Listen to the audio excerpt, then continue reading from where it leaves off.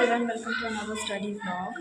सो अभी 6 बज रहे हैं शाम के एंड आज छुट्टी का दिन है। वैसे तो सैटरडे है but still I have decided to study on time. So आज मैं दिन भर पढ़ नहीं पाई, यही छुट्टी है इस चक्कर में।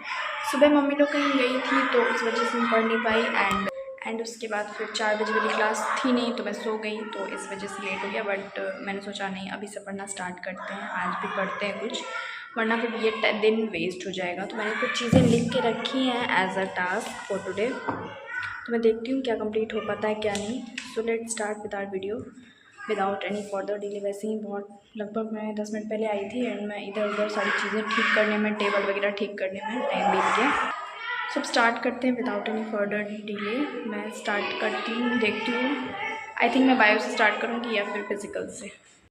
सो हम स्टार्टिंग विद बॉटनी। यहाँ पे मैं cell the unit of life chapter लेके बैठी हूँ आज बहुत दिनों के बाद, बिकॉज़ बहुत लेंथी चैप्टर है एंड थोड़ा सा कॉन्सेप्चुअल चैप्टर भी है, तो रिवाइज़ करना इम्पॉर्टेंट है। तो आज था कि मुझे ये रिवाइज़ करना है, तो यहाँ पे मैं पहले रिवाइज़ करने बैठी हूँ। कुछ टॉपिक्स हैं जो थोड़े से रिवीजन के लिए मतलब ज़रूरी हैं, जो रिवाइज़ करना।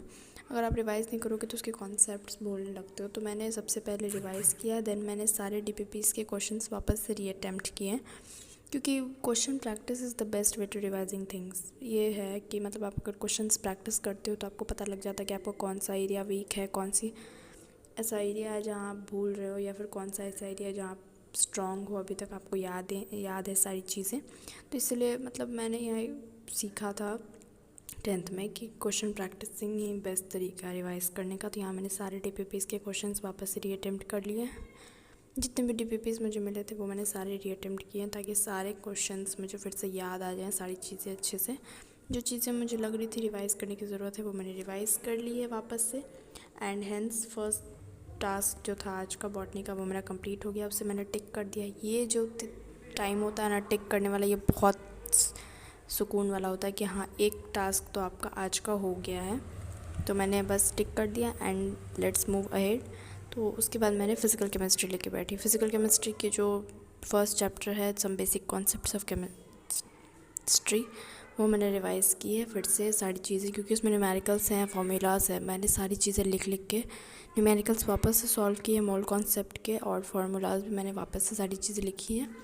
इस तरीके से बेस्ट तरीका है ये आपको रिवाइज़ करने का केमिस्ट्री में, जिसमें चीज़ें ऐसे मैथमेटिक्स टाइप की रहती हैं, वो इस तरीके से आप रिवाइज़ कर सकते हो। तो मैं तो यही तरीका इस्तेमाल करती हूँ रिवाइज़ करने के लिए फ़िज़िकल केमिस्ट्री। शुरू से मैं जब से मैंने 11th में एंटर किया तब से मैं यही तरीका करी, क्योंकि मैथ्स में इस टाइप से रिवाइज़ करो तो अच्छा आता है। ये भी उसी टाइप का है। तो यहाँ पे मेरा जो सेकंड है वो भी कंप्लीट हो गया है। मैंने इसमें जो जो चीज़ें लिखी थी अटैम्प्ट, मैंने DPPs भी वापस अटैम्प्ट की है इसकी। मतलब मैंने सारी नहीं की लेकिन मैंने ऑलमोस्ट सारी की थी, 2-3 रह रहे होंगे। एंड लास्टली मैंने यहाँ पे द लिविंग वर्ल्ड चैप्टर पूरा फिर से रीड किया, क्योंकि उसमें कुछ कुछ पोर्शंस रह रहा था रीड करने के लिए, और वो मुझे याद नहीं था कि मैंने कौन कौन से पोर्शंस छोड़े हुए हैं। तो मैंने पूरा ही चैप्टर वापस से रिवाइज़ कर लिया। ये इस मीन्स रिवाइज़ भी हो गया और रीडिंग भी पूरी कंप्लीट हो गई, साथ साथ में मैंने मार्क की ये चीज़ें। तो ये छोटा सा व्लॉग इसलिए था ताकि मैं आप लोगों को शाम की चीज़ें दिखा पाऊँ। So this is the end of this vlog. See you in the next one. Thanks for watching.